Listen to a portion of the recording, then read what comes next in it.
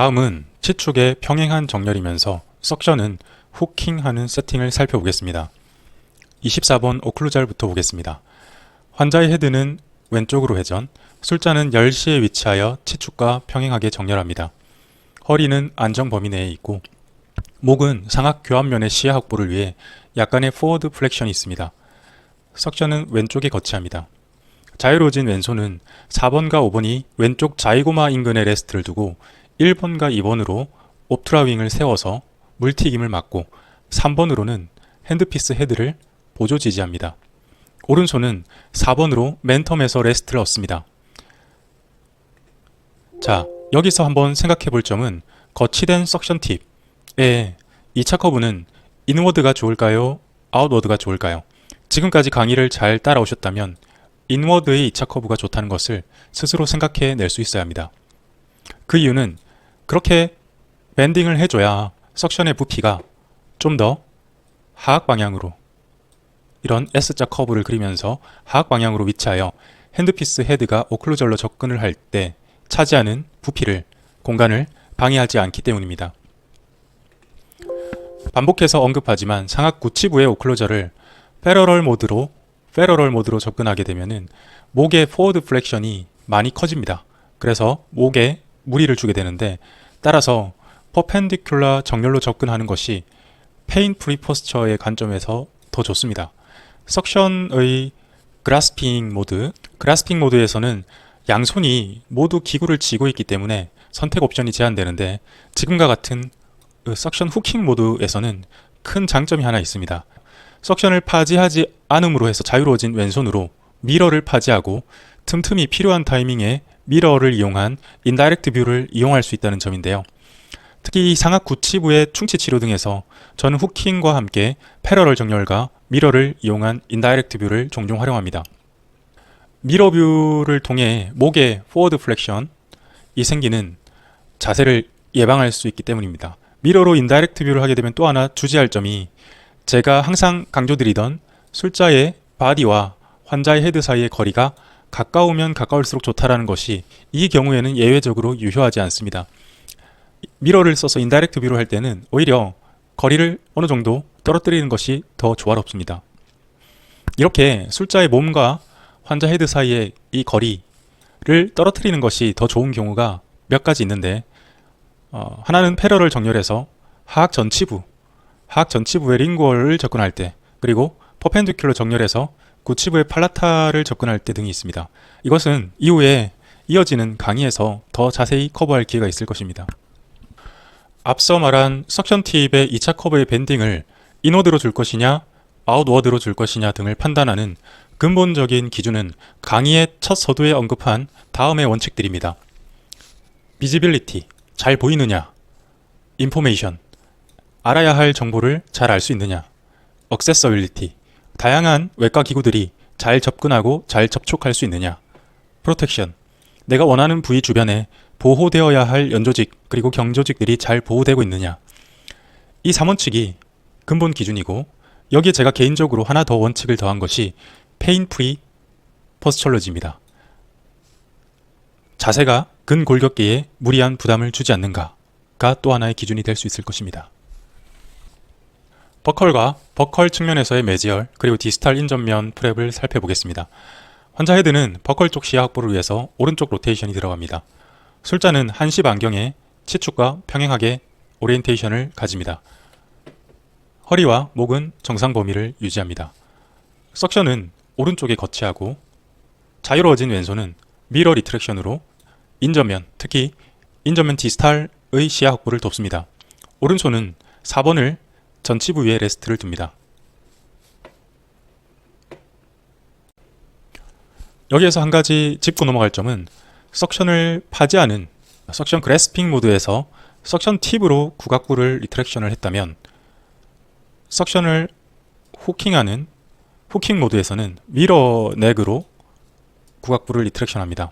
미러 넥의 부피가 석션 튜브보다 훨씬 더 작기 때문에 구각부의 텐션이 강한 사람을 프랩할 때는 미러로 리트랙션하는 것이 훨씬 더 유리합니다.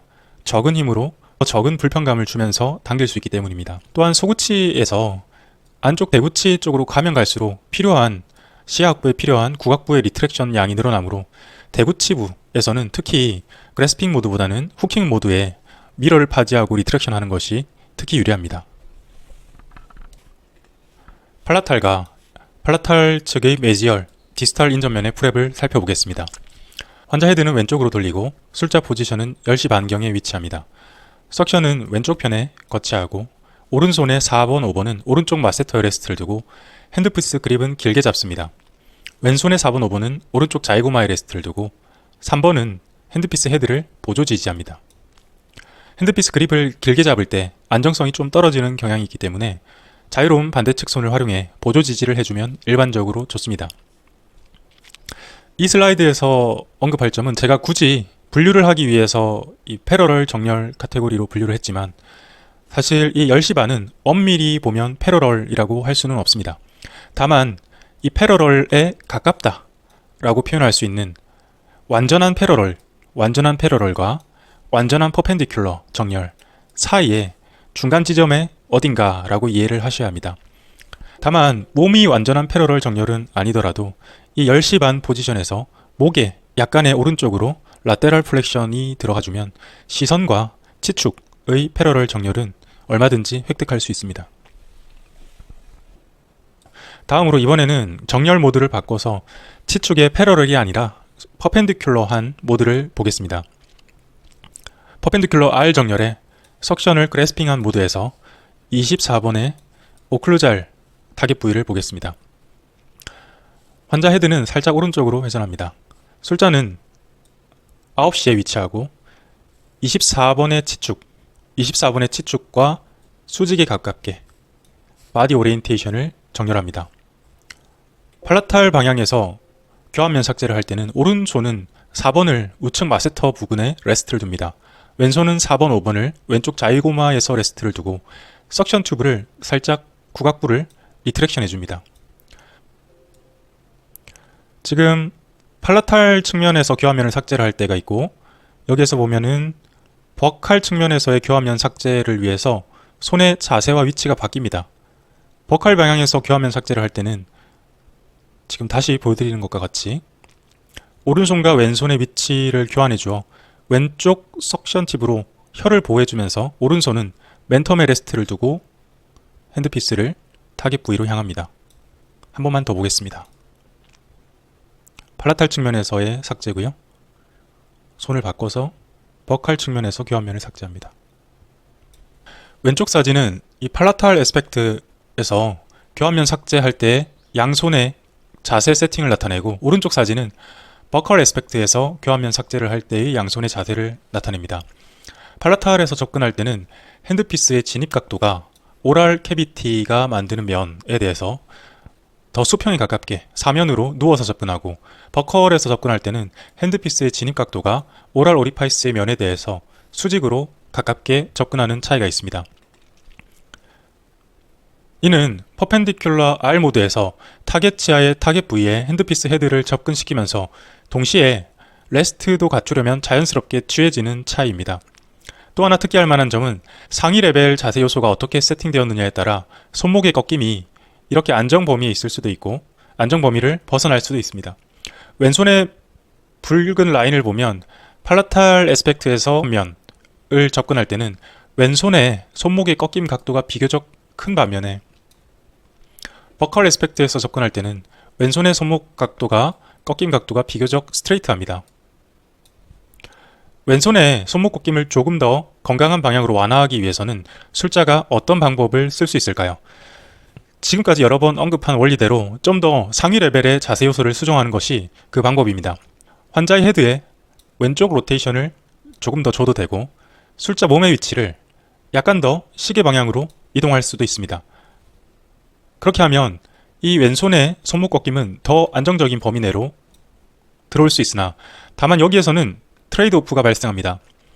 이 교환면에 대한 시야의 확보에서 불리함이 생기기 때문에 이를 보상해주기 위해서 술자의 목의 자세가 플렉션이 생기기 마련입니다.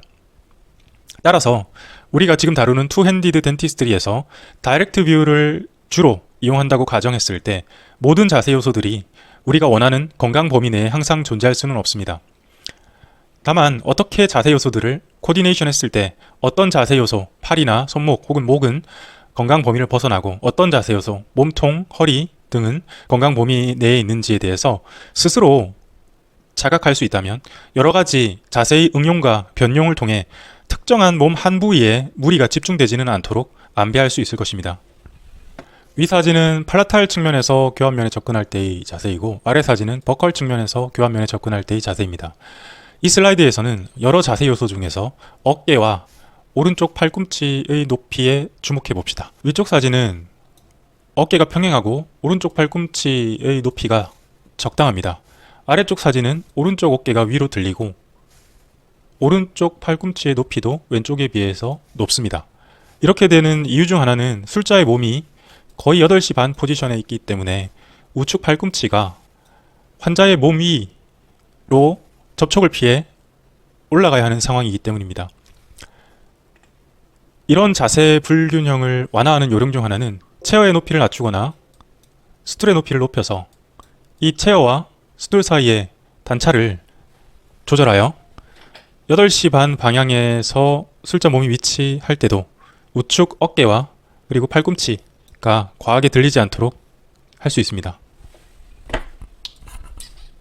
다음은 팔라탈과 메지얼, 디스탈의 인접면을 보겠습니다. 팔라탈면의 시야 확보를 위해서 헤드는 왼쪽으로 더 많이 회전됩니다. 나머지 자세 요소들은 여기에 투명으로 표시된 것들처럼 다 이전과 동일합니다. 영상을 한번 보고 넘어가도록 하겠습니다. 이렇게 팔라탈면, 메지얼, 디스탈을 프랩합니다. 24번의 팔라탈면을 다룰 때 핸드피스를 쥔 오른손은 핸드피스를 이렇게 롱 그립으로 잡을 수도 있고 숏 그립으로 잡을 수도 있습니다. 왼쪽 사진은 롱 그립으로 잡으면서 4번이 오른쪽 마세터 연조직에서 레스트를 두고요. 이런 세팅은 이 손의 부피가 이 구강의 시야를 가릴 가능성을 줄여주는 장점이 있습니다. 오른쪽 사진은 숏 그립을 잡으면서 4번이 10번대 소구치부의 레스트를 얻습니다. 이런 세팅은 좀 더 안정적인 레스트, 경조직으로부터 레스트를 얻는 것이고 따라서 핸드피스의 움직임이 안정적인 것이 장점이기는 하지만 이 손 때문에 시야가 가려질 염려가 있다는 단점이 있습니다. 저는 개인적으로는 롱 그립을 잡되 왼손의 일부 두 번째 손가락이든 세 번째 손가락이든 왼손의 일부를 이용하여 핸드피스 헤드에 2차 지지를 더하는 것을 선호합니다. 자, 이제 마지막으로 남은 것은 퍼펜디큘러 R 모드에서 버칼 측면에서의 메지얼, 디스탈, 그리고 오클루잘 타겟 부위의 프랩입니다. 이 경우에는 근데 퍼펜디큘러 라이트에 해당하는 자세를 다루지 않겠습니다. 왜냐하면은 퍼펜디큘러 라이트 정렬로 위 부위들을 프랩하기에는 여러 가지로 자세가 불편하고 바람직하지 않기 때문에 이 경우에는 패러럴이나 퍼펜디큘러 L 정렬 모드를 이용하는 것이 너무나 명확합니다.